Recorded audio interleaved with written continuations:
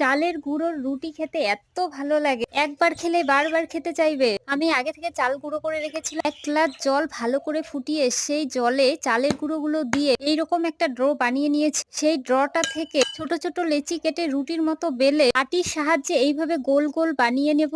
কারণ চালের গুঁড়োর রুটিগুলো সেরকম ভাবে গোল হয় না, তাই আমি বাটির সাহায্যে এইভাবে গোল করে নিয়েছি। উনুন ধরিয়ে কড়া গরম হয়ে গেলে কড়াই রুটিগুলো দিয়ে উল্টে পাল্টে ভেজে নেব। দেখুন বন্ধুরা, কত সুন্দর রুটিটি ফুলবে। চালের গুঁড়োর রুটিগুলো খুব সুন্দরভাবে ফুলে ওঠে, খেতেও খুব ভালো লাগে। ভাজা হয়ে গেলে এবার নামিয়ে নেব। দেখুন বন্ধুরা, চালের গুঁড়োর রুটি কত সুন্দরভাবে তৈরি হয়ে গেল। এই রুটি দিয়ে আপনারা যে কোনো সবজির সাথে খেতে পারবে। একটা প্লেটে একের পর এক রুটিগুলো সাজিয়ে নেব।